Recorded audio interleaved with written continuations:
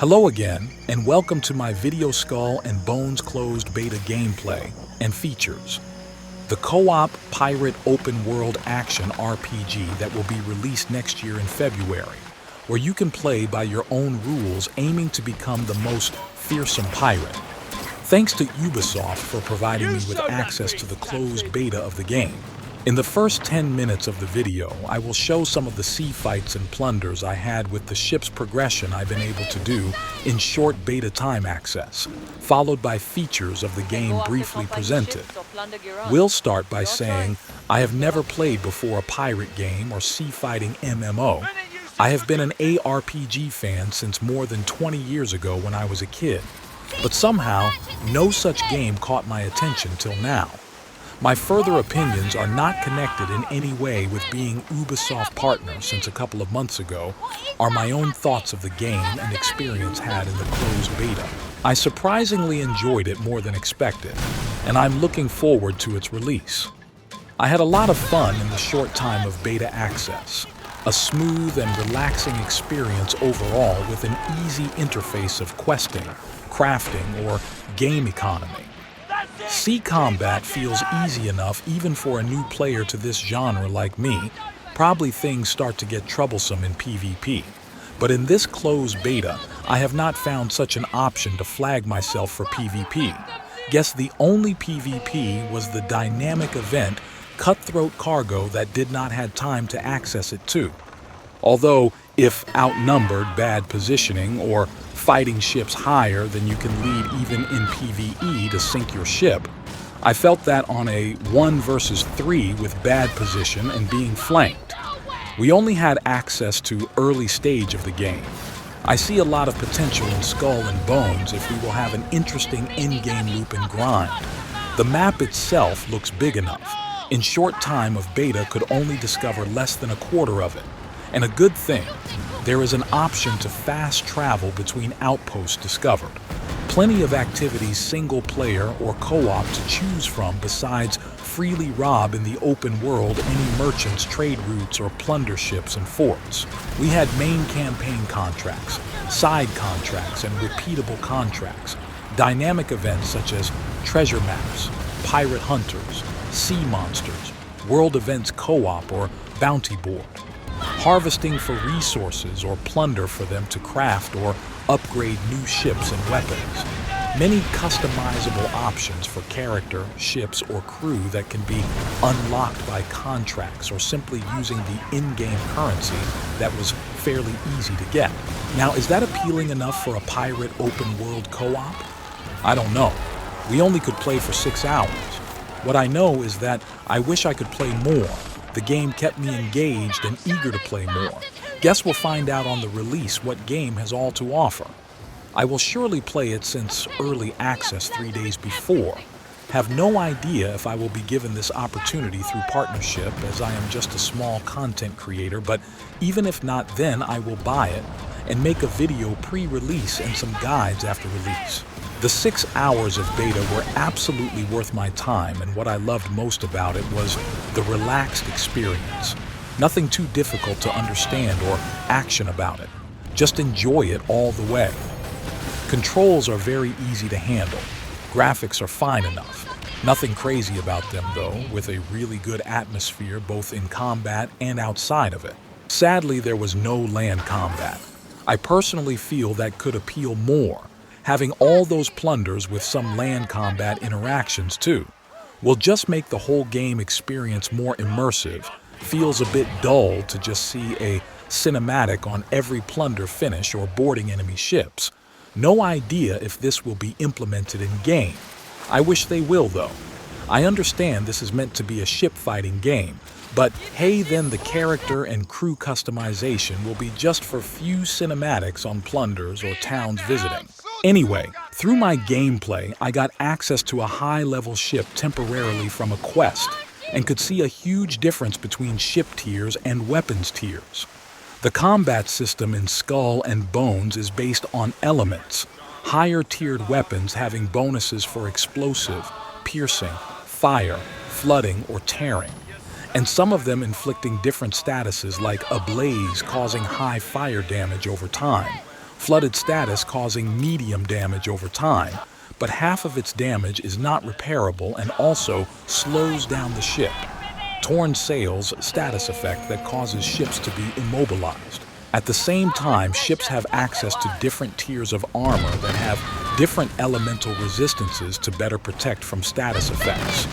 When the game releases and we can freely access and test all information in-game, we'll go more in-depth about this. In the limited time of beta, could see that one of most important consumables are the repair kits, or restoration kits if have any status effect on your ship.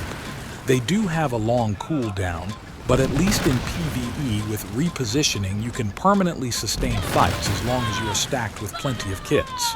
There are also other handy food consumables that are easy to craft on your own and can give 30 minutes passive buffs for both combat or ship's mobility, or grilled food for instant ship stamina boost regeneration to sustain high ship speeds. You will need to profit in any way to increase your silver income. The in-game currency that is used for crafting, upgrades, blueprint acquisitions, fast travel, or even customizations. The game functions under an ever-fluctuating economy that you can manipulate at your advantage. All regions and settlements have marked on the map if hover over them what resources or items are in high demand or on high supply. So you can also trade beside Plunder by buying at low cost from high supply regions and selling to high demand zones, or plunder specific routes or ships that could provide high demand resources. For me, the most profitable and fun were the plunders of settlements or forts. Those are multi-stage battles that you need to defend against waves of enemies while destroying the tower defenses. They were not all the plunders that easy as can see in this gameplay with the upgraded ship. I have failed once with the early ship. I got my ship sink being outnumbered and bad positioning. If you sink your ship, nothing tragic happens. You do get the option to repair your ship for a silver fee and respawn with it, but you drop all your ship loot in the spot you sink. So must go back in time to pick it up, and most likely continue to fight the ones that previously sink your ship. I have only played single player during the beta time. Probably in co-op, the plunders are more fun and easier to complete. You can invite any other player in the current world to help you by using the chat or social menu, or can send an in-world help request by simply using a button while scouting any target. Then all the current world players get a notification for it. It's not that I do not like co-op. On the contrary, I do enjoy more any game so. On release, I will surely try that side of the game too. But as a single player could focus to gather as much information as possible in the limited time of closed beta. Good thing I did not feel the need for co-op. So the game doesn't force you to be dependent on cooperative play. You can handle the progression even as a single player if you enjoy that playstyle more. Sure, there are the world events that look to not be possible completed alone. They are solely meant for multiple players. Most likely on release, you can easily tackle them with randoms gathering for event.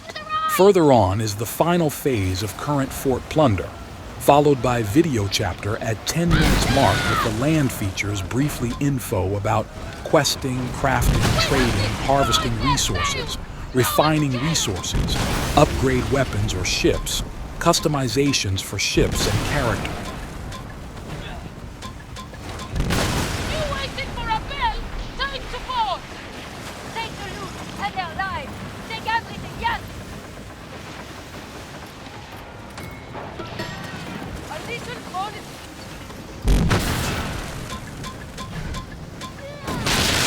They will move at the speed of Kono! Move us closer to them! Let's teach them a lesson! Ready to go! Bring them to the boat!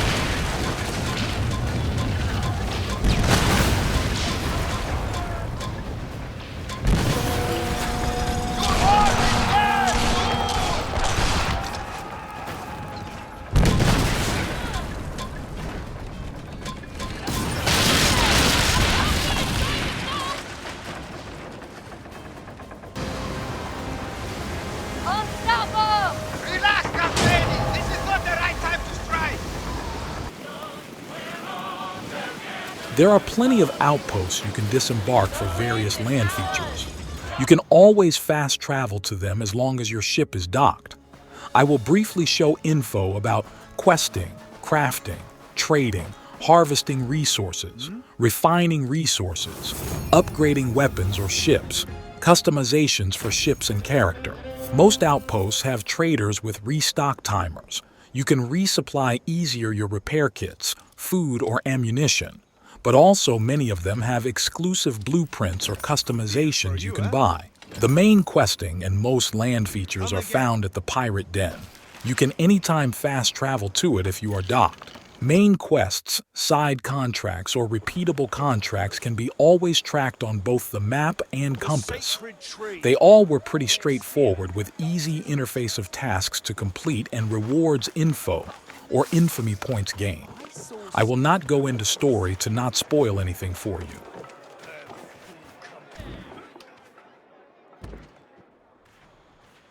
You see the sights? My shipments are gone, Cully. Not a bleeding trace of wreck or trade. Oh! While docked, the map shows you all the NPC icons for easier to navigate. The Royal Louis was an obvious trap only a short-sighted blowhard like Skurlock could fall for. Follow my advice and you'll make a profit in... Now that you're...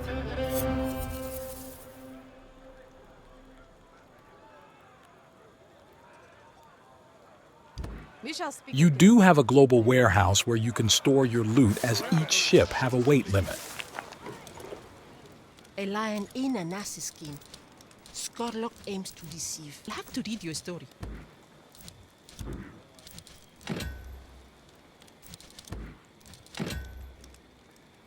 It's very hot. In most outposts, you can find a cookery spot to craft and stack up on food with buffs for combat or mobility. The grilled food provides instant boost to ship stamina, while the cooked food offers 30 minutes passive buffs. You can get raw food cooking materials from trading NPC or harvesting.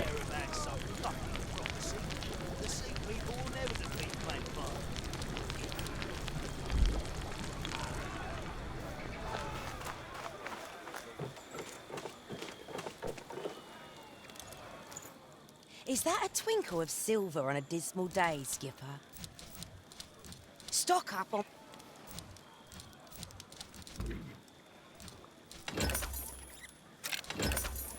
Need some ammo?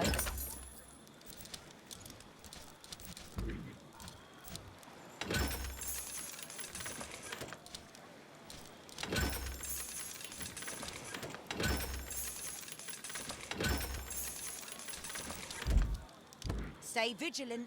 A shark never sleeps.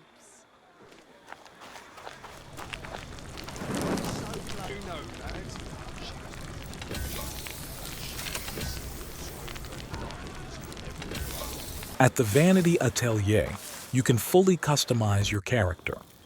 Even change at any time the physical appearance.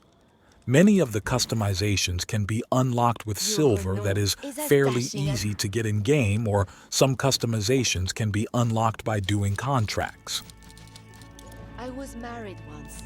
Now, I'm just a demoiselle enjoying my life.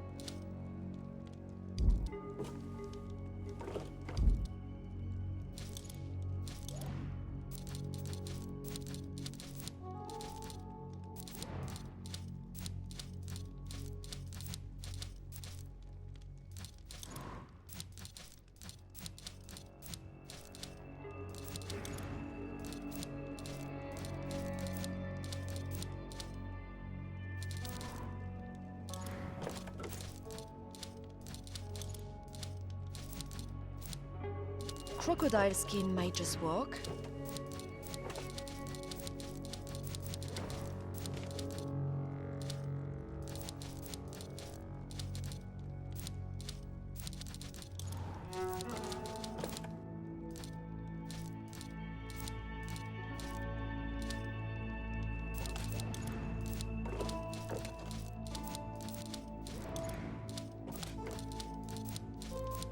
My hair has had better days.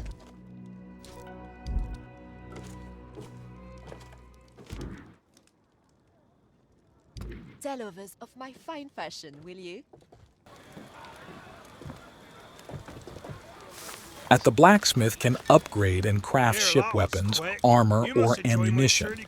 Beside gathering materials or refining materials, you also need blueprints for each of them. Blueprints are locked behind your character infamy rank, and you do have in right side clues on how to obtain them while hovering over any item. Looks like we will have a variety of weapons types and ammunition good for different scenarios or deck sides. I will go more in-depth into this on game release. In the short time of beta, I could only experiment a few weapons. On the sides, the close-range demi-cannon shotgun-like and the long-range culverin with top deck slotting the fire bombard. Some of the upgrades require higher tiers of refined materials. We have worker slots that can do that task in short time at the refinery. Skurlock has taken a fancy to your mug. Watch yourself.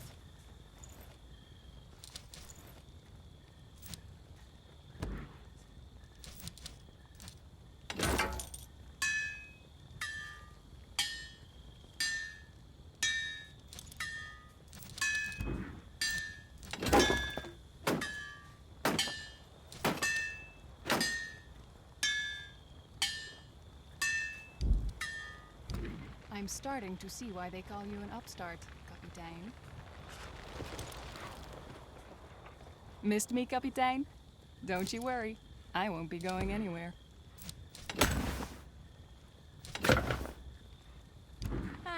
The carpentry to upgrade or craft various tools. Beside plunder for resources, there are spots for gathering in the open world.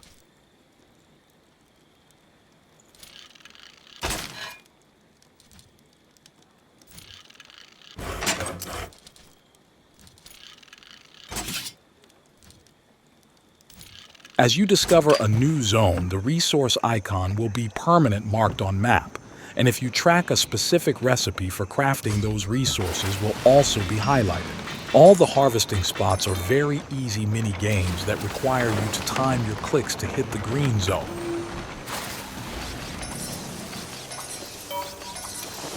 Prepare to engage the enemy! Beware the crocs! Let's be rid of this quickly, Captain!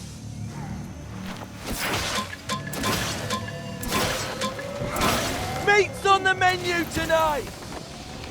Now to the shipwright, the place where you craft new ships.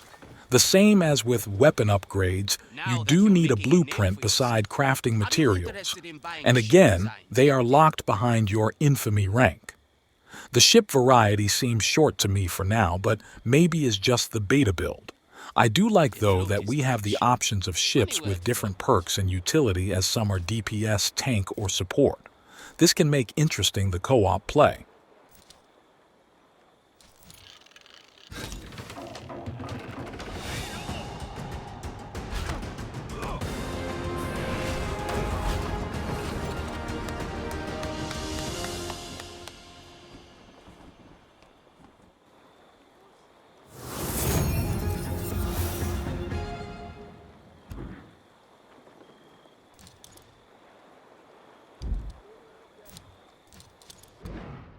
Can also buy some ship customizations from here, but for that, I find the ship management tab is more comfortable, that you can access anytime by holding the Z key while docked. The ship management tab lets you fully customize your ship by changing weapons on deck sides, attachments that provide different armor and elemental resistance, furniture for different passive buffs, buy or preview ship cosmetics, or change the ship name. I will go briefly through all of them. These are just a few options I could unlock in short time access of closed beta. You can change the weapons on each side of deck at any time while docked.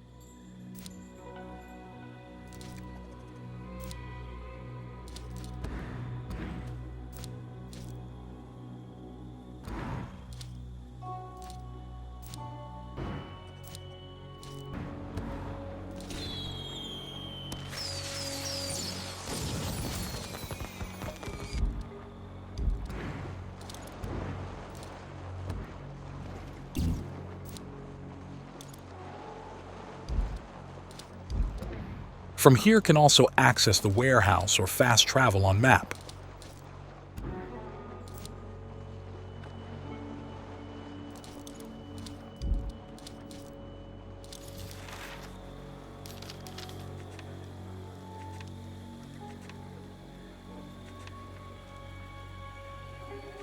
The whole character progression is locked behind your Infamy rank. That can be accessed anytime on the Captain tab of menu. Doing more contracts and naval activities will increase your Infamy rank. Looks to be a very simple system of progression. Just get Infamous Pirate. There is also a knowledge tab in menu with short info for codex, tutorial, or investigations.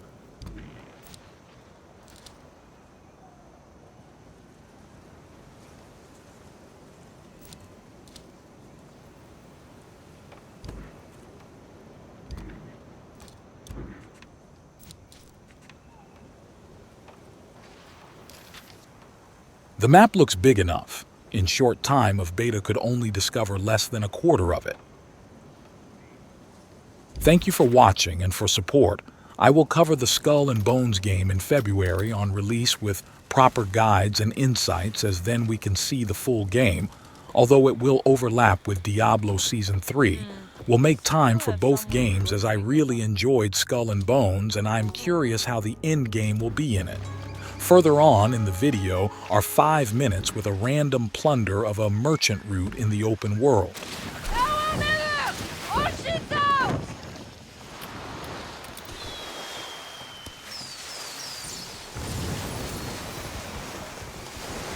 On guard!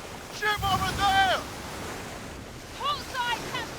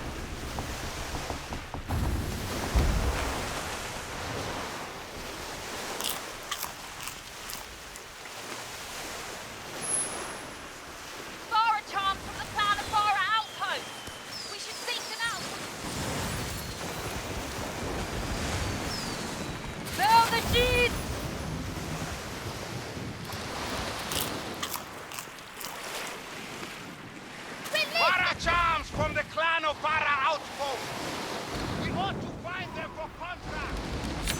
Steal the Farah charms, let the French take the fall, and hope to the heavens we're not found out. Easy peasy.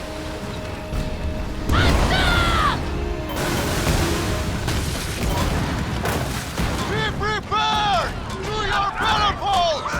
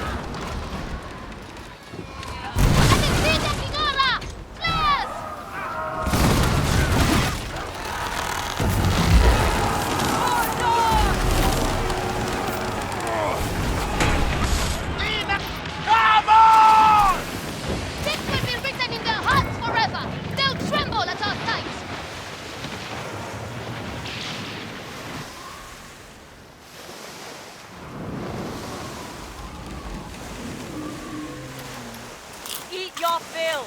Keep up your strength. French mountain ship is approaching! We have a Corvette in our sight!